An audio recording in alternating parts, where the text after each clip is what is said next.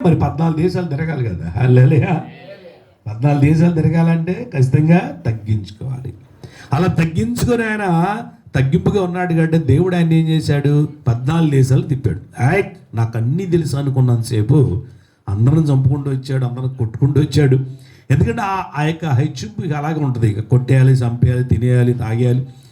అలా చేసినంతకాలం అతను విద్య కూడా ఏమైపోయింది, నశించిపోయింది, మంటి మీద పడ్డాడు.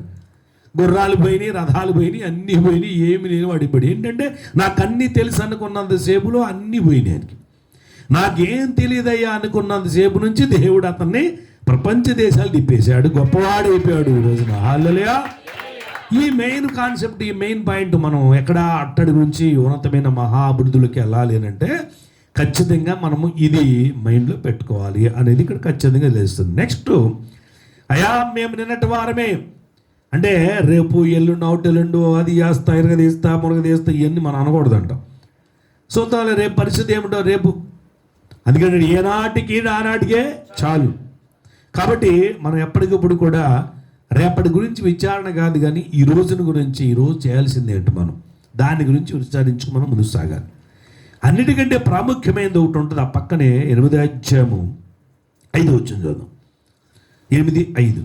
నీవు జాగ్రత్తగా దేవుణ్ణి వెతికితే, సర్వశక్తులకు దేవుణ్ణి బతిమలాడుకుంటే, హల్లెలూయా, మరియు పవిత్రుడవై యథార్థవంతుడైనలా నిశ్చయముగా నీ యందు శ్రద్ధ నిలిపి నీ నీతికి తగినట్టుగా నీవు నివాస స్థలము వర్ధిల్ల చేయును. ఆమేన్. అంటే ఎలా ఉంటాడో మహా అభివృద్ధి వస్తుంది. ఆమేన్.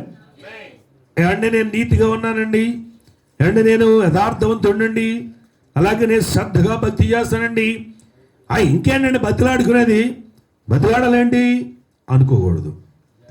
సరే ఏమన్నాడు అక్కడ, బ్రతులాడుకోవాలి. హల్లెలూయా. ఎంత మనము దేవుని దగ్గర నీతిగా బతికినా, ఎంతగా దేవుని మాట వింటున్నా, ఆయన జాగ్రత్తగా వెతుకుతున్నా, ఎంత దశమాలు ఇస్తున్నా, ఎంత మురుక్కుబళ్ళు ఇస్తున్నా, ఎంత ప్రార్థనలు చేసినా, ప్రభు దగ్గర మనం ఏదన్నా మహా అభివృద్ధి పొందుకోవాలంటే ఏం చేయాలా, బ్రతిమలాడుకోవాలి. హల్లెలూయా. మరి అబ్రహాం ఎంత మంచి విశ్వాసం అండి, ఎంత మంచి నీతిపరుడు తెలుసా. అలాంటి ఆయన కూడా అనేక పర్యాములు దేవుణ్ణి ఏం చేశాడు, బ్రతిమలాడుకున్నాడు. హల్లెలూయా. నా మాట నువ్వు ఎందుకు వినవయ్యా, నేను ఎంత చేస్తున్నా, అన్నిటిలో దశమాగా ఇస్తున్నా, ప్రతిష్టార్పణ ఇస్తున్నా, మొక్కుబళ్ళు ఇస్తున్నా, యథార్థవంతుడిగా జీవించాను, కూర్చోమని నుంచున్నా, నువ్వు నాకు ఎందుకు చేయవు ఈ మేలని అడగలే. బతులాడుకున్నాడు, నీ చిత్తమే బతులాడుకున్నాడు అయ్యా అని. ఆ బతులాడుకున్న బతులాటలో 90 ఏళ్ళు గడిచిపోయింది, 99 ఏళ్ళు గడిచిపోయింది పిల్లలు పడటానికి. అయ్యా నువ్వు ఎంత ఇస్తే మాత్రమే, ఇదిగో నా ఆస్తి మొత్తానికి వారసుడు ఆయనకి ఎలియాజరు కుమారుడు అవుతాడు, పనివాడి కొడుకు అవుతాడు కదా అని బతిలాడుకున్నాడు. అక్కడ కూడా రోషంగా మాట్లాడలేం. నేను అది చేసా, ఇది చేశా అని రోషంగా బతులాడుకోకుండా మాట్లాడిన వాడు దేవుని దగ్గరికి వచ్చిన 2 వ్యక్తుల్లో ఒక వ్యక్తి అంటాడు, నేను వారాన్ని 3 రోజులు ఉపవాసం చేస్తున్నా అండి, వాళ్ళకంటే వీళ్ళకంటే దశమాలు బాగా ఇస్తా, వాళ్ళకంటే వీళ్ళకంటే నేను బాగా బలంగా నిలబడుతున్నా, నన్ను నీతిమంతుగా తీర్చవా, బతులాడుకోవాలా. అందుచేత దేవుడు అతనితో పంపించాడు, తిరిగి వెళ్ళిపోయాడు. కానీ బతులాడుకుని ప్రభువా పాపిని అని కేక వేసి, అయా నన్ను క్షమించాను కేక వేసి బ్రతిమలాడుకుని రొమ్ము కొట్టుకున్నట్టు అతన్నేమో దేవుడు నీతిమంతుడిగా తీర్చేశాడు. హల్లెలూయా. మహాభివృద్ధి చేశాడు. ఖచ్చితంగా దేవుణ్ణి బ్రతిమలాడుకునే మనసు చాలా మంచిదనమాట.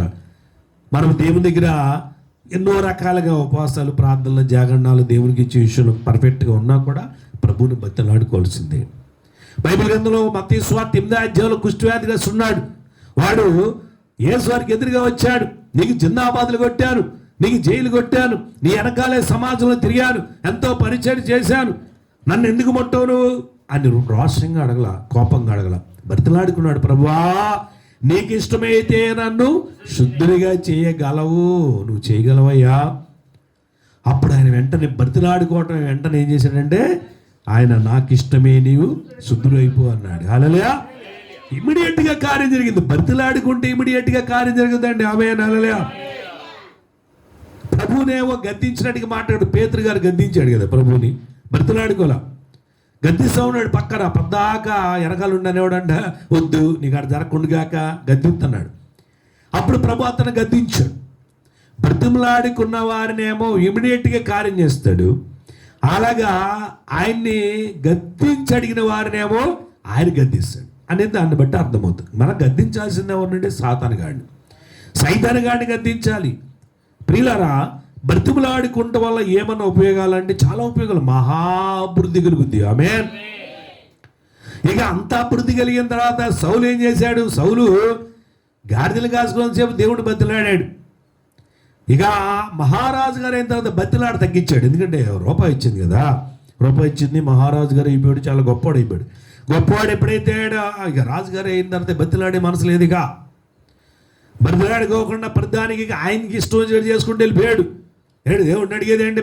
దేవుడిని అడగలంటే అని చేసి ఆయనకి నచ్చినట్టు చేసుకుంటూ వెళ్ళిపోయాడు. దానికి దేవుడు కోపం వచ్చింది. ఇలా చేసేవేంటి? అమాలేకులు చంపేయమంటే చంపకుండా వాళ్ళ శాసనం తీసుకొచ్చి ఇంట్లో పెట్టేవేంటి? నాకు కాదన్నదాన్ని తెచ్చావు అని ఆయనకు బాధ కలిగింది. అప్పుడైనా బతిలాడుకున్నాడా? బతిలాడుకోలే. ఏంటంటే ఏంటి నేను చేశాను, తప్పు చేశానంటే చూసావా? అందుచేత ఏమైందంటే పాప అతను కుటుంబీకులందరూ కూడా ఒక్క దినమనే హతులైపోయారు. దావీదు మొదట బాగా బతిలాడుకునేవాడు, తర్వాత మహారాజు అయిపోయాడు. ఒక సంవత్సరం మనిషిన తర్వాత ఏదో పొరపాటు చేశాడు. చేసిన తర్వాత ఏం చేశాడు? ఆ విషయాన్ని ప్రవక్త చెప్పినప్పుడు వెంటనే బొక్కబారు పడిపోయి సాగిలి పడిపోయి వస్త్రం చింపేసుకొని బతిమలాడుకున్నాడు దేవుడు. అలా బతిలాడాడు కాబట్టి దేవుడు అతన్ని క్షమించేశాడు. అక్కడ అతను బతిలాడాల దేవుణ్ణి. నాకేంటంటే అన్నట్టుగా మాట్లాడు. అందుచేత అతనికి సౌలుకి క్షమాపణ దొరకలా. కానీ ఈయన రాజుగారైనా నాకేంటని అనుకోకుండా, అదే ఫస్ట్ చెప్పాం కదా, ఏంటని నేను కొద్దివాడను, నేను నిన్నటి వారిని, మాకేం తెలియదు అనే తగ్గింపు ఎప్పుడైతే ఉందో దేవుని దగ్గర, దేవుడండి ఆయన, మనం ఎంతటి వాళ్ళం, దేవుడు ఆయన ముందు బతిలాడుకున్నాడు. వెళ్ళిపోయి సావుకుడి దగ్గర బతిలాడుకుంటే దేవుని దగ్గర బతిలాడినట్టే. అక్కడ సావుకుడి దగ్గర బతిలాడేశాడు, పశ్చాత్తపడ్డాడు, ఏడ్చాడు, ఆయన పాదాలు పట్టుకున్నాడు. అందుచేత దేవుడు ఏం చేశాడంటే ఆ బ్రతిలాటను చూసి దేవుడు అతని పాపమును క్షమించును గాక అని సావుకుడు అన్నాడు. నీ పాపాన్ని దేవుడు క్షమించును గాక అన్నాడు. ఆ సావుకుడు మాట బట్టే అతనికి క్షమాపణ దక్కింది. హల్లెలూయా. కాబట్టి బ్రతిలాడేది ఎక్కడ? దేవుని దగ్గర మరియు దగుజుల దగ్గర కూడా బ్రతిలాడుకున్నట్లయితే ఆ మేలు, ఆ క్షమాపణ దక్కుద్ది అనేది మనకు అర్థమవుతుంది. ఆమేన్. హల్లెలూయా. కాబట్టి ఈ బ్రతిలాడే విషయాల్లో బైబిల్లో ఎవరన్నా బ్రతిలాడుకున్నారా అనే విషయానికి వస్తే కీర్తన గ్రంథం 119:58 వెళ్దాం. కీర్తన గ్రంథం 119:58 చదవండి. కటాక్షించుమని నా పూర్వహృదయముతో నిన్ను ఏంటండి? కటాక్షించుమని నా పూర్వహృదయముతో నిన్ను బతిలాడుకుంటున్నా. బతిలాడుకునేది కూడా ఎట్టగంట? సర్లేండి అట్టగానండి దేవుడా అనకూడదంట. పూర్ణ హృదయముతో. ఇప్పుడు బైబిల్లో మీకు తెలుసు కదా, హిజ్కియా గారికి మరణకరమైన రోగం, ఇంకా 2 రోజులకి చచ్చిపోతారంటే 2 రోజుల కంటే సీవియర్ కండిషన్ అయిపోయాడు. ఇక రాజుగారు మరి ఆయన ఎలా బతిలాడుకున్నాడు అని అంటే పూర్ణ హృదయముతో గోడ వైపు తనకి ముఖం తిప్పుకొని ఏడ్చి బతిలాడుకున్నాడు దేవుడిని. బతిలాడుకోగానే దేవుడు ఏం చేశాడండి? 15 సంవత్సరాలు ఆయుష్ ఇచ్చాడు. హల్లెలూయా. ఇక్కడ అదే అంటున్నాడు. ఏమంటున్నాడంటే కటాక్షించుమని నా పూర్ణముతో నిన్ను బతిమాలుకుంటున్నాను, నీవు ఇచ్చిన మాట చొప్పున నన్ను కడించుము. హల్లెలూయా. నువ్వు మాట ఇచ్చావుగా, నువ్వు చెప్పావుగా, చేస్తావు లేదా అలా అంటలా. నీవు ఇచ్చిన మాట చొప్పున అయ్యా ఖండించాయా అని బతిలాడుకుంటున్నాడు. హల్లెలూయా. ఇదే విషయంలో అబ్రహాము కూడా ఒక సమయంలో తన యొక్క సంతానం గురించి బతిలాడుకున్నాడు. ఆ యొక్క సొదొమ గొమొర్రా గురించి కూడా బతిలాడుకున్నాడు ఆయన. మరి ఎంతో నీతిమంతుడైన, ఎంతో మంచి విశ్వాస తండ్రి, దేవుడు బహుగా ప్రేమించే అబ్రహాం, అలాంటి ఆయన రోషంగా దేవుడిని పోట్లాడాల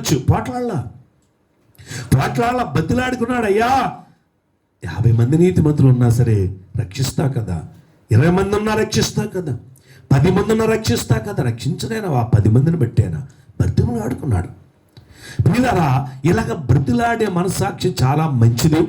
ఆ బ్రతిలాడేటప్పుడు ఇచ్చిన వాగ్దానం ఇచ్చాడు కదా, నువ్వు చేస్తాన్నావు కదా, వాగ్దానం ఇచ్చావు కదా, వాగ్దానం నెరవేర్చవా అనేది కాకుండా బ్రతిమలాడుకుంటేనంట ఆయన ఏం చేస్తాడంట? కటాక్షించి ఖండిస్తాడంట. హల్లెలూయా. దానికని అది హోషేయ గ్రంథంలోకి వెళ్దాం. 7:14 హోషేయ 7:14. హృదయపూర్వకంగా నన్ను బతిమాలుకొనక శయ్యల మీద పరుండి కేకల వేదురు, నన్ను విసర్జించి ధాన్య మధ్యములు కావాలని వారు గుంపులు కూడుదురు. ఇక్కడ అన్నాడంటే అసలు ఇదంతా ఎందుకు చెప్తున్నాడంటే మహాభివృద్ధి మనకు కావాలి. ఆమేన్. ఇప్పుడు మంచి అభివృద్ధిలోకి వచ్చాం మనందరం, చాలా సంతోషం. వచ్చారు అభివృద్ధిలోకి? గట్టి రావట్లే సౌండ్. మరి మనం అభివృద్ధి, ఇంకా అభివృద్ధి కావాల్సిన చాలా మంది ఉంటారండి, వాళ్ళు కూడా అలాగనే అభివృద్ధి అయినా మనం కూడా ఇంకా మహాభివృద్ధిలోకి వెళ్దాం కాక. మరి ఏం చేయాలంటే చాలునయ్యా అని అనకూడదు, ఇంకా నన్ను మహాభివృద్ధి చేయ ప్రభు అని అడగాలి. హల్లెలూయా. పౌలు గారు అంటాడు కదా, ఈ జీవితం మటుకి ఇలా సాల్లే అనుకుంటానంట, మనుషులందరికంటే దౌర్భాగ్యమే అంటాడు. చాలునయ్యా అని మాత్రం అనకూడదు ఎప్పుడు కూడా. మహా అభివృద్ధిలోకి వెళ్ళేటట్టుగా ఎప్పటికప్పుడు ప్రభువుని బ్రతిమలాడుకుంటున్నట్లయితే ఆయన ఇంకా ఇంకా అభివృద్ధి చేస్తాడు. అలా చేయాలనంటే ఏం చేయాలంటున్నాడు? హృదయపూర్వకంగా బ్రతిమలాడుకోవాలి. ఎక్కడా? పడుకున్నా కానీ బతిలాడాలంట. హల్లెలూయా. నేనంతేనండి, ఇప్పుడు కూడా పడుకున్నా, నిద్రపోతున్నా, అంటే ఆ కూర్చున్నా, నడుస్తున్నా, డ్రైవింగ్ చేస్తున్నా, ప్రభు ప్రార్థన చేస్తూ ప్రార్థనలో బ్రతిమలాడుతూనే ఉంటారండి. చేయవా నాయన, ఇదిగో సంఘానికి పలానా వారు ఇలా చెప్పారు, వాళ్ళకి మేలు చేయవా నాయన, చెయ్యి ప్రభువా, చేయవా ప్రభువా, బతిలాడుతానండి. ఇలా బ్రతిలాడుకుంటే చెయ్యి మీద, అంటే ఎక్కడ ఎక్కడ బతిలాడాలి అని అంటే అక్కడ మంచాల మీద పడుకున్నా కూడా, నిద్రపోతున్నా సరే బతిలాడాలంట. హల్లెలూయా. నిద్రపోతున్నా బతిలాడాలి. ఆమేన్. నెక్స్ట్ ఎక్కడ బతిలాడాలి? కొంతమంది అన్నీ బాగుంటే బతిలాడతామండి అని అంటారు. అన్నీ బాగుంటే బతిలాడేది, అప్పుడు బతిలాడిన ఏం ప్రయోజనం అండి? రోమి రాష్ట్రపతిగా 16:17 చదువుంది. క్షమించండి, ఇరిమియా గ్రంథం 27:18 చదువు, తర్వాత అక్కడికి వెళ్దాం. ఇరిమియా గ్రంథం 27:18 ఎక్కడ బతిలాడాలి? వారు ప్రవక్తలైతే యెహోవా వాక్కు వారికి తోడై ఉంటే యెహోవా మందిరములను, అంటే కొంతమంది అనుకుంటా మేము ప్రవక్తలం, మేము సావుకులం, మేము బతిలాడాల్సిన అవసరం ఏంటి, దేవుడికి ఆజ్ఞాపిస్తాం అనుకునే సావుకులు లేకపోలేదు. ఇక్కడ అన్నాడు, వారు నిజంగా ప్రవక్తలైతే యెహోవా వాక్కు వారికి తోడుగా నిజంగా ఉంటే వాళ్ళు యెహోవా మందిరంలోను, యూదారాజుల మందిరంలోను, యెరూషలేములోను శేషించిన ఉపకరణములను బబులోని కొనుపోబడుకున్నట్లు వారు సైన్యపతి యెహోవాను బతిలాడుకుంటే మేలు. హల్లెలూయా. నిజమైన ప్రవక్తలు, నిజమైన సావుకులు ఏం చేయాలంట? పడుకున్నా సరే దేవుణ్ణి బతిలాడుకో. ఎందుకు బతిలాడుకోవాలి అని అంటే, మందిరా వాళ్ళు ఎందుకు బతిలాడుకోవాలి? దేవుడి మందిలో బతిలాడుకోవాలి, అది మనకి మేలు. ఎందుకు బతిలాడుకోవాలంటే ఉన్నాయి పోకుండా, అప్పుడు అక్కడ ఉన్నాయని ఎత్తుపోతున్నారంట, అవి ఎత్తుపోకోకుండా బతిలాడుకోవాలి. అయ్యా ఉంటాలే అనుకోకూడదంట. ఎప్పటికప్పుడు ఏం చేయాలంటే మనకు దేవుడు ఇచ్చినవి, అది అక్కడ మందిరం అన్నాడు, మన గృహాల్లో కానీ, మన హృదయ మందిరంలో కానీ, మన హృదయంలో కూడా మందిరంలోకి దేవుడు ఇచ్చాడు కొన్ని. ఇవ్వలేదా? హృదయ మందిరంలోకి ఏమి ఇచ్చాడు? మీ అందరికి ఏమి ఇచ్చాడు? మీ హృదయం మందిరంలోకి ఏమి ఇచ్చాడు? మన హృదయం అనే మందిరంలోకి ప్రేమ ఇచ్చాడు. అంతకుముందు ప్రేమ లేదు కదా, ఇప్పుడు ప్రేమ ఇచ్చాడు, సంతోషం ఇచ్చాడు, సమాధానం ఇచ్చాడు, దీర్ఘశాంతి ఇచ్చాడు, దయాళత్వం ఇచ్చాడు, మంచితనం ఇచ్చాడు, విశ్వాసం ఇచ్చాడు, సాత్యం ఇచ్చాడు, ఆశ్చర్యం ఇచ్చాడు. ఇవన్నీ ఉన్నాయి కదా హృదయం అనే మందిరంలో. ఈ ఉపకరణాలు ఇవన్నీ దేవుడికి ఉపయోగపడే ఉపకరణాలు. ఈ ఉపకరణాలు అప్పుడప్పుడు దొంగడు ఏం చేస్తాడు? సాధారణంగా ఎత్తుపోదాం చూస్తాడు. ఆ ప్రేమను, ఆ సంతోషాన్ని, ఆ సమాధానాన్ని ఎత్తుపోదాం చేస్తాడు. అందుకని అంటున్నాడు, ప్రవక్తవైతే, ప్రవక్త అంటే ఒక సేవకుడనే కాదు, ఇక్కడ ప్రవక్త అంటే ఎవరో, ప్రొఫెట్స్ అంటే ప్రవచనాలు చెప్పేవారని. ఇప్పుడు మన సంఘంలో ఒక సేవకులకి సేవకురాలకి వస్తున్నాయి ప్రవచనాలు, విశ్వాసాలు కూడా వస్తున్నాయి లేదా అమ్మ? బయట విశ్వాసాలు లేరు, ఎవరో వస్తున్నాయి కదా. విశ్వాసాలు కూడా దేవుడు ప్రవచనాలు ఇస్తూ ఉంటాడు. ఆ ప్రతి ఒక్క ప్రవక్త అంటే ప్రతి ఒక్క ప్రవచనకారులందరూ కూడా, అంటే సేవకుడు అవ్వచ్చు, విశ్వాసాలు అవ్వచ్చు, ఎవరైనా సరే హృదయంలో దేవుడిచ్చినటువంటి ఆ యొక్క మంచి మంచి ఈవులను సాధారణంగా ఎత్తుకుపోకోకుండా బతిమలాడుకోవాలి. ఆమేన్. బతిమలాడుకోవాలి. బైబిల్ గ్రంథంలో మరి చూసినట్టయితే దేవుడు ఆస్వాదించాడు, దీవించాడు, అన్నీ చేశాడు. అయితే రేపు వచ్చేది మరి 3.5 సంవత్సరాలు కరువు వస్తుందని తెలిసినప్పుడు ఆవిడ, క్షమించండి, ఆ అప్పుల వారు, ఈ కుమార్తెలు ప్రవక్తల యొక్క శిష్యురాలు, ఆ భార్య, వాళ్ళ కుమారులు ఇద్దరు కూడా అప్పులైపోతే ఎత్తుకుపోతానంటే, ఇప్పుడు ఎత్తుకుపోయే వాళ్ళు ఎవరనంటే కొడుకులు ఇద్దరు. మరి ఆ కొడుకులు ఇద్దరు బానిసలు కలిగిపోతారు. అప్పుడు ఏం చేసింది ఆవిడ? దేవుణ్ణి బతిలాడుకుంది, దైవసేవకుడిని బతిలాడుకున్నది. హల్లెలూయా. అందుచేత అప్పులు తీరిపోయి పిల్లల్ని కూడా ఆ హృదయంలో నుంచి ఆ ఇంట్లోంచి ఎత్తుకెళ్ళిపోయారు. హల్లెలూయా. అలాగే దేవుడు మనకి ఇచ్చిన ఈవులను పోకోకుండా చేసుకోవాలి, నిలబెట్టుకోవాలి అని అంటే మనం ఏం చేయాలంటే ప్రభుని బతిమలాడుకోవాలి. చప్పలు కూడా ఆమేనండి అందరూ కూడా. హల్లెలూయా. కొంతమంది బతిలాడరండి, మేము మాకు ఆ ఉద్యోగం. కొంతమంది చూడండి ఉద్యోగస్తులు బాగా ఉద్యోగాలు చేస్తారు. మీకు ప్రార్థన అనగానే చక్కగా కుర్చీల్లో కూర్చుంటారు, తలకాయ దించుతారు. కొంతమంది మన సంఘంలో ఉద్యోగస్తులు కాపైన కుర్చీలు కూర్చుంటారు, అది వేరే విషయం అనుకో. పాప వాళ్ళకి కూర్చోవాలనిపించి కూర్చుంటుంటారు. సరే, ఈ కూర్చున్న వాళ్ళు ఎలా ఉంటారు తెలుసా? ఇక అలా కూర్చొని తలకాయ తీస్తారు, బైబిల్ ఒళ్ళు పెట్టుకుంటారు. నేను ఒక ఆయన కూర్చొని వాక్యం స్టార్ట్ చేసి అప్పుడే స్టార్ట్ చేసే వాక్యం ఆ రెఫరెన్స్ చదివేశాను. ఫస్ట్ రెఫరెన్స్ చదివేసేసి వాక్యం స్టార్ట్ చేశాం. నా ఎదురుగా కూర్చొని కూర్చున్నాడు ఒక ఆయన. వెంటనే మూసేసాడు బైబిల్కి, అంతే. మూసేసి బ్యాగులు పెట్టేసుకుని బ్యాగ్ పక్కన పెట్టేసి టైం చూసుకున్నాడు. లెగుద్దామా కూర్చున్నాడు, లెగుతున్నాడు కూర్చున్నాడు, అంటే కదులుతున్నాడు. ఓకేగా అంటే ఇక వాక్యం స్టార్ట్ అవటమే కదిలేస్తున్నాడు. మళ్ళీ ఇది ఇంటర్వ్యూ, మళ్ళీ పైకి ఎదురు కూర్చున్నాడు. సరే, ఇప్పుడు కొంతమంది ఉద్యోగస్తులు కూడా ఏం చేస్తారంట, మనకి ఆయన ఏ ఉద్యోగం మరి నాకు తెలియదు, కానీ ఇలా కొంతమంది ఉద్యోగస్తులు, మేము ఉద్యోగస్తులు, మేము దేవుని బతులు కూడా ఉంటే మగ బోళ్ళు ఉద్యోగాలు, మంచి మంచి ఉద్యోగం, బ్రహ్మాండ ఉద్యోగం అనుకునే వారి గురించి సరిగ్గా ప్రార్థన చేయలేడు కొంతమంది ఉద్యోగస్తులు. వాళ్ళ గురించి కూడా దేవుడు ఏమన్నాడు చూడండి. దానియేలు గ్రంథం 6:11 వచ్చిన. దానియేలు గారు ఉద్యోగస్తుడే కాదా? మన సంఘంలో దానియేలు గారు కాదు, బైబిల్లో దానియేలు గారు. అక్కడ మనుషులందరూ కూడా గుంపు కూడి వచ్చి దానియేలును చూశారంట. పక్కనింటి వాళ్ళు వీళ్ళందరూ వచ్చి దానియేలు చూస్తే, దానియేలు ఏం చేస్తున్నాడయా? అమ్మాయిలు తెగసకాలు చేస్తున్నాడా, లేకపోతే రోగంలో దిగుతున్నాడా, లేకపోతే సినిమాలు చూస్తున్నాడా, షికారులు చేస్తున్నాడా, లేకపోతే డిస్కో డ్యాన్స్ చేస్తున్నాడా, ఏం చేస్తున్నాడండి? మా నాన్నగారండి ఒకరోజు ఒక ఇంటికి ఫస్ట్లో సేవలో కూర్చున్నారు. వాళ్ళు ప్రార్థనకు రమ్మని పిలిచారు. వచ్చి మా ఇంట్లో ప్రార్థన చేశానండి అని. సరే, నాన్నగారు వెళ్ళారు. నాన్నగారు వస్తాను తెలుసు కదా వాళ్ళకి, ఏ టైంలో వస్తానో తెలియదు, ఏ సమయంలో వచ్చానో తెలియదు అన్నట్టు జాగ్రత్తగా ఉండాలా. నాన్నగారు వెళ్ళేసరికల్లా లోపల నుంచి పాటలు పాడుతున్నానంటే, ఎవరు? భార్య భర్తల గొంతులు వినపడుతుంది, ఆడ మనిషి గొంతు, మగ మనిషి గొంతు. పోనీ దేవుడి పాటలు అంటే కాదు, సినిమా పాటలు, తలుపులు వేసి ఉన్నాయి. సరే, నాన్నగారు కేకేసి కేకలో లేరు వీళ్ళు, వినపడుతున్న వాళ్ళకి. ఓకే, పాటలు ఓకే. అప్పుడు నాకు అక్కినే నాజరు, ఇంద్రవరావు గారి పాటలు పాడుతున్నారు బాగా. నాన్నగారు వచ్చి నేను ఏం చేశాడంటే, ఆ కిటికీ తీసుందా అని కిటికీని కొంచెం నెట్టేసి, అయ్యారు వచ్చారన్నాడండి. లోపల ఏం చేస్తాను తెలిసి వీళ్ళు డిస్కో డ్యాన్స్ చేస్తున్నారంట. భార్య భర్త ఇద్దరు కూడా డ్యాన్స్లు వేసుకుని పాడుతున్నారండి. ఎంత దారుణం. మరి ఇప్పుడు ఇక్కడ దానియేలు గారిని ఆ చుట్టుపక్కల వచ్చి చూసారికల్లా వీళ్ళు, ఈ దానియేలు గారు ఏం చేస్తున్నాడు? ఉద్యోగం కదా ఆయన, ఉద్యోగం మామూలు ఉద్యోగం, గవర్నమెంట్ జాబ్ అండి ఆయనది. అలాంటి ఆయన అక్కడ ఏం చేస్తాడమ్మా? ప్రార్థన చేయటయు ఆయన్ని బతిమలాడుకున్నటయ్యి చూశారు. హల్లెలూయా. అంత పెద్ద దానియేలు గారు, ఒక మంచి రేంజ్లోకి వెళ్ళిన దానియేలు గారు ఏం చేస్తాడయ్యా అంటే ప్రార్థన చేస్తున్నాడు. ప్రార్థనలో దేవుడిని ఏం చేస్తాడంట? బతిలాడుకున్నాడు. హల్లెలూయా. సిగ్గుపడతాడు ఎందుకండి? ప్రభుని బతిలాడుకోవడం సిగ్గుపడటం ఎందుకు? భయపడటం ఎందుకు? ఆలోచించడం ఎందుకు?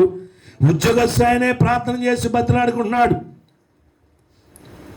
మాకు ఉద్యోగాలండి, మా ఎక్కడ ఖాళీ అండి అనుకోకూడదు. ఇంకో ఆయన ఉంటాడు చూడండి, 142 కీర్తన ప్రారంభం వచ్చింది. ఈయన ఎక్కడ బతిలాడుకున్నాడు చూడండి. కీర్తన 142 అధ్యాయం. నేను ఎలుగెత్తి యెహోవాకు మొరపెడుతున్నా, ఎలుగెత్తి యెహోవాను బతిమలాడుకుంటున్నాను.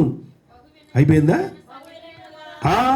ఎలుగెత్తి నేను యెహోవాకి బతిలాడుకున్నాను, మొరపెడుతున్నాను. ఎక్కడ? పైన చదువు, పై నుంచి. గుహలో ఉన్నప్పుడు దావీదు చేసింది. మీరందరూ ఎక్కడున్నారా? గుహల్లో ఎప్పుడన్నా ఉన్నారా? గుహల్లో అంటే గుహలు ఎక్కడ ఉంటాయి? అడవుల్లో ఉంటాయి ఎక్కువ. మరి మీరు కూడా అడవులు, అది మీరంటే కరోనా, అదే అరకులోయ అడవులు, ఊటీ అడవులకి వెళ్ళి ఉంటారు కదా, గుహలు దొరుకుంటాయి. అక్కడ కూడా ఉంది, అరకులోయలో గుహ ఉంది. ఎక్కడన్నా ఎప్పుడైనా ఇల్లు ప్రార్థన చేశారు అక్కడ? ఆ గుహలో అరుపులు కేకలు తప్ప. ఇప్పుడు ఈయన ఏంటి అదొల్లు ఏమైనా ఏదో ఉందండి గుహ పేరు, అది రాట్ల గుర్తు రాట్ల. ఆ గుహలో ఉన్నాడు. ఎవరైనా? దావీదు గారు. ఎందుకున్నాడు అక్కడ? పాప ఆయన టూర్కి ఏమి వెళ్ళాలి, అదే షికారికి వెళ్ళలేదండి పాపం. వాళ్ళ మాంగారు చంపేస్తానంటే పాపం భయపడి దాక్కొని అడవుల్లో పారిపోయి అక్కడ అదుల్లో మీనానంటే గృహం ఏదో అది ఆ గుహ ఉంటుంది, ఆ గుహల్లో చేరి అక్కడ బతిలాడుకున్నాడు. కష్టకాలంలో బతిలాడుకున్నాడు. ఇందాకే ఉద్యోగాల్లో బతిలాడాడు. ఆ తర్వాత ఇంకో ఆయనేమో ఎక్కడ బతిలాడాడు? ఇరిమే గ్రంథంలో మందిరంలో బతిలాడాడు. తన మందిరంలో ఏవి పోకుండా బతిలాడుకున్నాడు. అలాగే దేవుడిచ్చిన పోకుండా ఇలాగా ఆ పరిస్థితుల్లో కూడా, అవి కష్ట పరిస్థితులైనా మంచి పరిస్థితి అయినా ఏ పరిస్థితులైనా సరే బతిలాడుకోవటం ఆపరా. దేవుడి పోరాటం చేయాలా, కోపాలా. ఇచ్చినట్టు ఇచ్చావు నాకు, నేను ఇక్కడ రోడ్డున పడ్డా, అడవులు పాలైపోయింది నా బతుకు, అడవిగా వెళ్ళిపోయింది నా బతుకు, ఇలా చేసావు లాస్ట్కి అని అనలా దావీదు గారు ప్రభువాని బతిలాడుకున్నాడు. అయ్యా ఆ గుహలో ఉండి, రాజుగారేంటి ఏసీ రూములో ఉండాల్సిన ఆయన ఎక్కడికి వచ్చాడండి? గుహలో. అప్పుడు ఏసీలు లేవు అనుకున్నారా? నాకు తెలుసు, మీకు తెలుసులేండి, దేవుని స్తోత్రం. అప్పుడు ఏసీలు ఏంటి తెలుసా? అటోకి ఇద్దరు పెద్ద ఇసుని కర్రలు ఉంటాయి అనమాట. అవి పట్టుకొని ఇలా ఊపుతూ ఉంటే ఆ గాలి ఎంత గాలి వస్తుంది తెలుసా? ఆ ఇసుని కర్రలు కూడా ఎలాంటి ఇసుని కర్రలు అంటే నెమలి ఏకలతో తయారు చేసిన ఇసుని కర్రలు రౌండ్గా ఉంటాయి. వాటి పెట్టి ఇసురుతూ ఉంటారు వాళ్ళు. నిజం. మరి నిద్రపోయేటప్పుడు ఎలా ఇసురుతారంటే అవి ఇలాగ పెడతారు బయటికి, రాడ్లాగా దానికి కర్రలు ఉంటాయి అనమాట. ఈ బిడ్డలకు అలా కర్రలు ఉంటాయి, ఇలాగ ఇట్లా ఉంటాయి అనమాట. ఇలా ఎలాడతాం. ఆ బయట ఉండి వాటిని ఇలా అంటూ ఉంటే లోపలికి అది చక్కని చల్లని గాలి ఎత్తంట. అప్పట్లో ఫ్యాన్లు వాళ్ళకి, ఇప్పుడు మనం కరెంటుకి డబ్బులు కడుతున్నాం, అప్పుడు వాళ్ళు ఏం చేసేవాళ్ళంటే ఆ పని వాళ్ళకి రూపాయి ఇచ్చి డబ్బున్న వాళ్ళందరూ చేసే పనులు అవి. మరి అలాంటి చోట ఉండాల్సిన ఆయన ఎక్కడికి వెళ్ళాడండి? గుహలోకి వెళ్ళున్నా సరే ఏం చేస్తాడంట? బతిలు వాడుకు ఉన్నాడంట. హల్లెలూయా. ప్రభువుని మనం ఎప్పుడు కూడా రిక్వెస్ట్ చేయాలి. అలాగని పరిచయం చేస్తే యోవేలు గ్రంథం 1:14 ముగించేస్తాను. యోవేలు గ్రంథం 1:14. బతిలాడుకోవడం అంటే అసలు ఏంటి? ఎప్పుడు? యోవేలు 1:14 అండి. అది ఇప్పుడు బతిలాడుకోవడం అంటే ఎప్పుడయ్యారంటే ఉపవాసం రోజున బతిలాడుకోవాలి, రథ దినాన్ని రోజున బతిలాడుకోవాలి. ఇప్పుడు రథదినం అంటే ఈ రోజే, అంటే కూటమి పెట్టుకోవడం రథదినం అనమాట. నెక్స్ట్ రథాలు చేశారు ఎవరన్నా ఇక్కడ? నువ్వు చేసావు రథాలు? రథం అంటే ఏంటి? రాసుకుంటారు ఏంటి?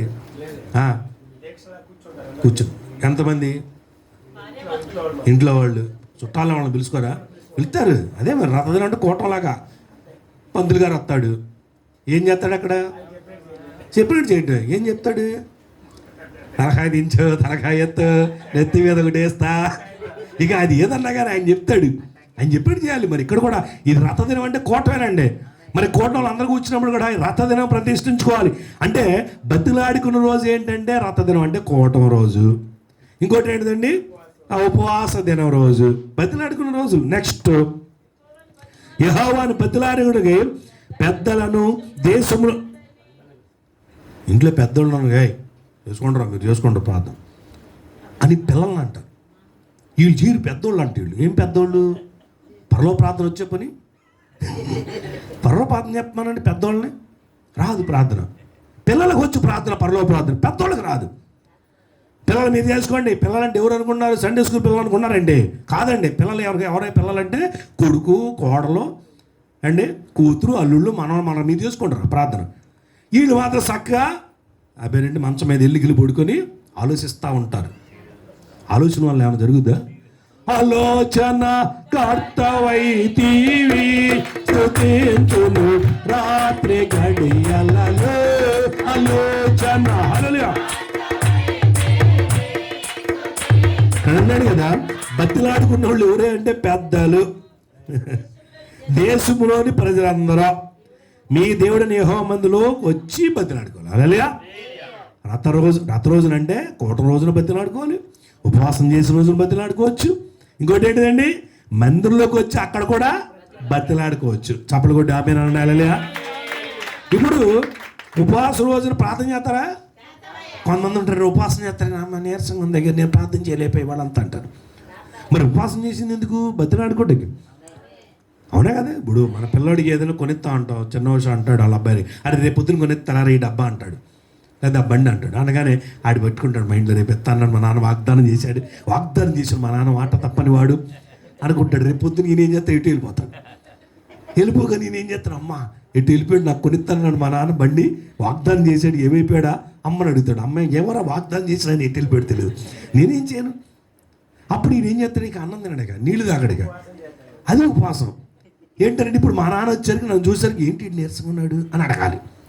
అడిగినప్పుడు అప్పుడు అమ్మ చెప్పుద్ది అనమాట, ఏమని, లేదా ఈయనే చెప్తాడు, నువ్వు నాకు నిన్న వాగ్దానం చేయించావు, ఈ రోజున బండి కొనిస్తాను, వెళ్ళిపోయావే, అందుకే నేను తిన్నాం అనగానే తండ్రికి ఇంటికి రాగానే ఏమనిపిస్తుంది, చిన్నవచ్చు నీకు ఒక్కటి బేకాలనిపిస్తుందా,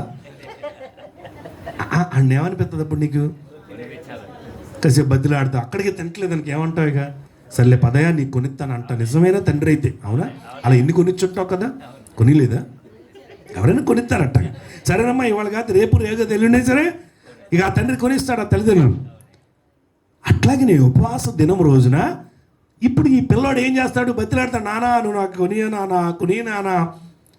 అప్పుడు ఇక తండ్రికి ఆ కాసేపు కొంచెం గద్దించిన మళ్ళీ వెంటనే తర్వాతైనా జాలొస్తుంది.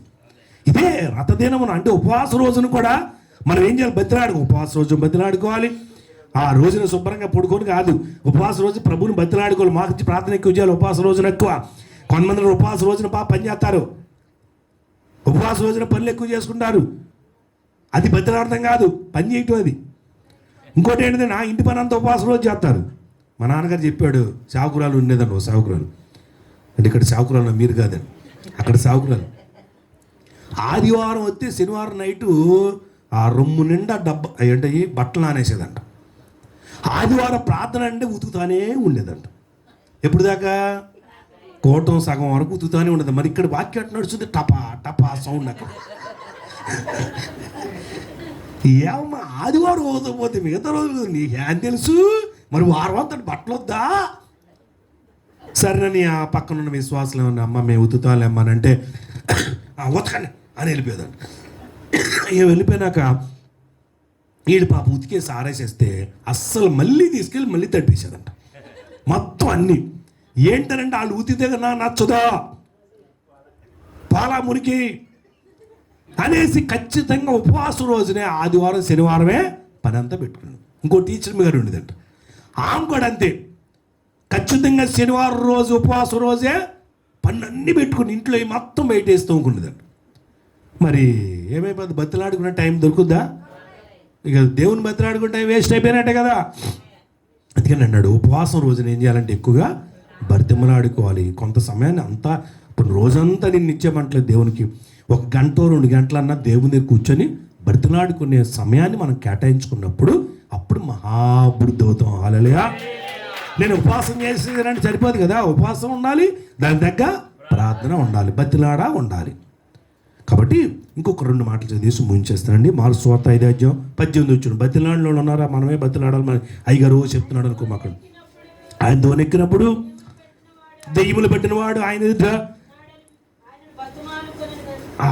మళ్ళీ ఒకసారి ఉంది, ఆయన దోనెక్కినప్పుడు దెయ్యములు పట్టినవాడు ఆయన ఎద్ద తన్నుండనేమని ఆయన బతిలాడుకొనేను. హల్లెలూయా.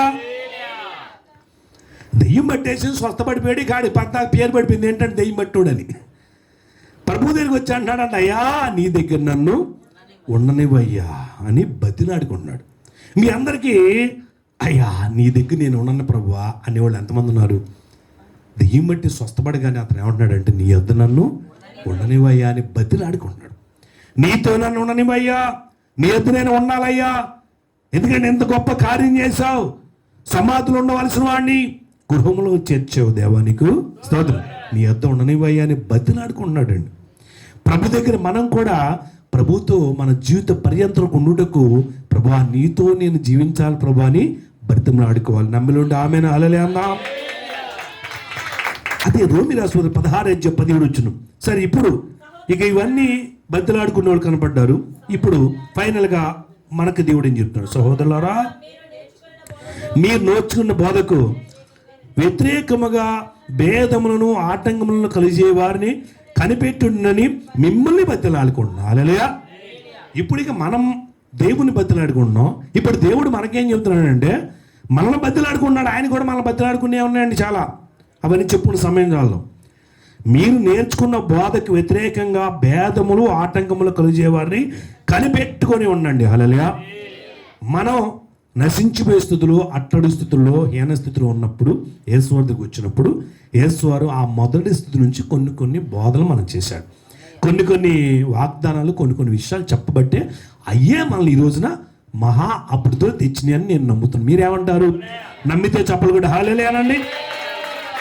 ఇక ఆ బోధలో, ఆ యొక్క వాగ్దానాల్లో, ఆ యొక్క నడవడికలో స్టడీగా ఉండాలి అని నేను మిమ్మల్ని బతిలాడుకుంటున్నాను.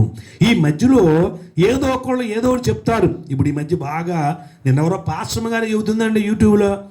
ఆమె ఏమంటుందంటే దశమాలయం అసలు ఈ పాసలాడ చెప్తారు, మొక్కుబళ్ళే అసలు బైబిల్ ఎక్కడ చూపించమని. అక్కడ అసలు బైబిల్ చదివిందంటారా?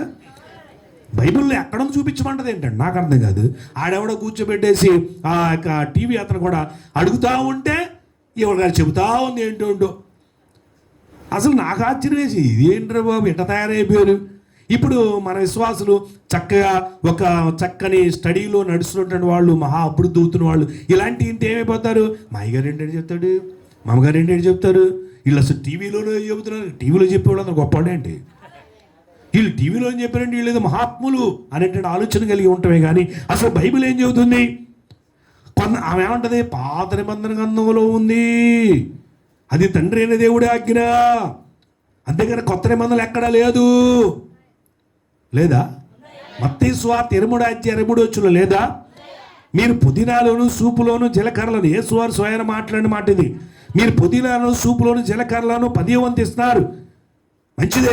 మంచిదే అన్నాడు. ఏమాకండి అన్న అక్కడ మంచిదే, కానీ న్యాయమును కనికరమును విశ్వాసం నిలబెడుతున్నారు నాయన, వాటిని మానక వీటిని చేయండి అన్న. అంటే దశమాగాలు మానొద్దని చెప్పడం లేదా? వాటిని మానొద్దు, వీటిని చేయమన్నాడు. హల్లెలూయా. సావుకులు బాగుపడతాకి, సావుకులు కార్లు కొనుక్కోవడానికి, సావుకులు బిల్డింగులు కొట్టుకోవడం చెప్తారు అని అంటుందండి ఆవిడ. అసలు ఆ నోరా తాటి మట్ట ఎంత అసూయ అండి, నాకు అర్థం కాదు. ఇప్పుడు విశ్వాసి దేవునికి ఇస్తే విశ్వాసి బాగుపడతాడా, సావుకుడు బాగుపడతాడండి? విశ్వాసి ఇస్తే ఎవరిస్తే వాళ్ళు బాగుపడతారు. ఒకప్పుడు ఈ రోజున సరే, ఒకప్పుడు సావుకులుగా మేమున్నాం, కూడా తిండిలేని స్థితిలో ఉన్నాయి. అసలు నడక మీద వెళ్ళేవాళ్ళం చాలా చోట్ల గ్రామాలకి. కాళ్ళల్లో ఆళ్ళు వచ్చి అల్లాడిపోయిన రోజులు ఉన్నాయి. కడుపు కాల్చుకొని నీళ్లు మంచినీళ్ళు తాగి 3-4 రోజులు కూడా పస్తులు పడుకున్న రోజులు ఉన్నాయి. ఒక్క జతతో సంవత్సరం మొత్తం బతికిన రోజులు ఉన్నాయి సాకులు. మేము మా నాన్నగారు అయితే చాలాసార్లు టవలే కట్టుకుని ఉండేవాడు. ఎప్పుడు కోటాలకి వెళ్ళేటప్పుడు ఒక జత ఉంటే ఆ జత ఇస్త్రీ చేయించుకొని వెళ్ళాడు. ఇస్త్రీకి కూడా ఆ రోజుల్లో డబ్బులు ఉండేవి కదా సరిగ్గా. మరి అలాంటి హీనమైన స్థితిలో జరిగిన రోజులు ఉన్నాయి. విశ్వాసులు కూడా అసలు ఇంకా హీనమైన స్థితి వాళ్ళది. ఎందుకంటే వాళ్ళకి అప్పుడు తెలియదు, చెప్పగా కొద్దిగా వాళ్ళు దేవునికి ఇస్తూ అట్లా వాళ్ళు మహా అభివృద్ధిలోకి వచ్చారు. అలా వచ్చినప్పుడు మరి మమ్మల్ని కూడా దేవుడు ఖండించాడా? అంటే సావుకుండా ఒక రకంగా, విశ్వాసం ఒక రకంగా దేవుడు చూస్తాడా? ఆయన అందరికీ ఉపకారి, అందరినీ ఖండిస్తాడు. అందుకని దేవుడు ఏం చేశాడు అని అంటే, నా స్వయ అనుభవం చెబుతున్నాను, ప్రవక్తల అనుభవాలు కూడా చాలా ఉన్నాయి. మీరు ఫలించాలి, అభివృద్ధి పొందాలి, ఆస్వాదించబడాలంటే మీరు కూడా 10వ వంతు చెల్లించాలి. మీకు వచ్చిన 10వ వంతులో మీరు 10వ వంతు ఇవ్వండి. ఇది మేము తెలుసుకుని మేము దేవునికి ఇవ్వడం మొదలెట్టిన తర్వాత మమ్మల్ని కూడా దేవుడు ఆస్వాదించాడు. హల్లెలూయా. ఎలా ఆస్వాదం ఇది అని అంటే, విశ్వాసును ఆస్వాదించి విశ్వాసు ద్వారా మాకు తీసుకొచ్చాడు. హల్లెలూయా. ఇప్పుడు రైతుకి ఒక 10 ఎకరాల పొలం ఉందండి. ఆ పొలానికి బాగా కావాల్సినవన్నీ చేస్తాడు. చేసిన తర్వాత పొలంకు 10 ఎకరాల పొలం ఉంటే డబ్బులు వస్తాయి. అదే ధాన్యం వస్తుంది, అమ్ముకుంటాడు, శుభ్రంగా ఉంటాడు. ఇప్పుడు పొలం ఏమనుకోవాలి? నేను పండితే తిని శుభ్రంగా ఎంజాయ్ చేస్తాడు ఈ రైతు అనుకోవాలా? అప్పుడు ఆయన ఏం చేస్తాడు రైతు గారు? దాంట్లో అసలు విత్తనాలు అయిపోతే పొలం ఏమైపోద్ది? బీడు పడిపోయి పాడైపోద్ది. అప్పుడు కొంటకు కూడా సరిగ్గా ఉండదు, తగిన పరిస్థితులు రావు. అలాగుంది ఇప్పుడు చెప్పుకుంటున్నారు. అట్లా ఇది జ్ఞానమా అజ్ఞానం? మీరు చెప్పండి.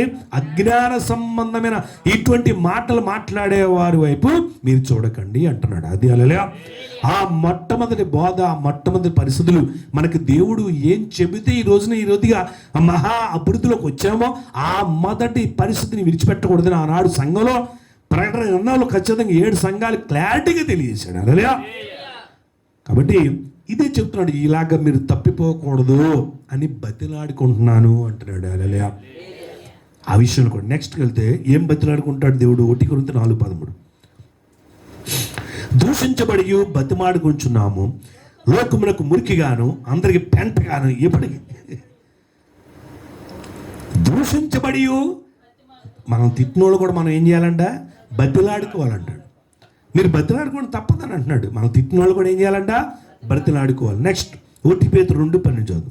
1 పేతురు 2:12 అన్యజనులు మిమ్మల్ని ఏ విషయంలో దుర్మార్గం దూషింతురో ఆ విషయంలో వారు మీ సత్క్రియలను చూసి వాటిని బట్టి దర్శనమున దేవుని మహింపచ్చినట్లు వారి మధ్య మంచి ప్రవర్తన గల వారు ఉండాలని మిమ్మల్ని బతిమలాడుకుంటున్నారు. హల్లెలూయా. మనల్ని ఎవరైనా ఏదైనా దూషించారనుకో, ఇలాంటి వాళ్ళు అలాంటి వాళ్ళని, అయినా సరే వాళ్ళ ముందు మనం ఎలాగ ఉంటాం? మంచి ప్రవర్తన కలిగి వారై ఉండురేగు ఉండాలని, మీ ప్రవర్తన బాగుండాలని కోరుకుంటున్నానని బతిలాడుకుంటున్నాను అన్నాడు. హల్లెలూయా. ప్రియులారా, దేవుడు కూడా బతిలాడుకుంటున్నాం. మనం ఆయన బతిలాడుకోవటమే కాదు, మనకు కావలసిన వాటి కోసం, మన యొక్క మహా అభివృద్ధి కోసం మనం ఆయన బతిలాడుకుంటే ఆయన అన్నాడు, మిమ్మల్ని అభివృద్ధి చేసిన తర్వాత మీరు కూడా సత్ప్రవర్తన కలిగి వారే మంచిగా మీరు కూడా మరి దోషం చేయకుండా జాగ్రత్తగా ఉండాలని బతిలాడుకుంటున్నాడు మనల్ని ఆయన. కాబట్టి ఇటువంటి మరి బతిలాడటం అన్నది చాలా మరి ఒక మంచి పద్ధతి. దాంట్లో తప్పేమీ లేదు. ఒకసారి బతిలాడాల్సి వస్తుంది. అలాగనే మరి యాకోబు కూడా దేవుని దగ్గర బతిలాడుకున్నాడు, తెల్లవారులు బతిలాడుకున్నాడు. అలా బతిలాడుకొని పెనుగులాడాడు. అలాగే చెప్పుకుంటూ వెళ్తే చాలామంది కూడా బతిలాడుకోవటం వల్ల చాలా మేలు పొందుకున్నారు ప్రియులారా. అలాగనే మనం కూడా దేవుని దగ్గర ఏ సమస్య ఉన్నా సరే, ఏ ఇబ్బంది వచ్చినా సరే మనుషుల దగ్గరికి వెళ్ళి బతిలాడుకుంటే వాళ్ళు ఏం చేస్తారు? సర్లే అంటారు, ఏమి చేయలేరు. ఒకళ్ళు ఏదైనా చేసిన ఏదో కూస్తగా సహాయం చేయగలుగుతారు, వాడి జీవితాంతం సహాయం చేయలేరు. కానీ అదే మన యేసయ్య దగ్గర కూర్చొని 1 గంట బతిలాడితే చాలా ఆయన్ని. మన రోజంతా కూడా మనుషుల దగ్గర బతిలాడిన ప్రయోజనం ఉండదు. కానీ దేవుని దగ్గర 1 గంట బతిలాడినా, 1 నిమిషం బతిలాడినా ఒకసారి ఆ నిమిషం కూడా మనకు మేలు చేసేస్తుంది. అలాంటి గొప్ప దేవుడు అన్నాడు. కాబట్టి ఆయన బతిలాడుకొని మనం మేలు పొందేదేం కదా, మేలు పొందేదేమో. ఆమేన్. ప్రార్థన చేద్దాం. అందరు కలిసి వచ్చాను, ప్రార్థన చేద్దాం అందరు కూడా.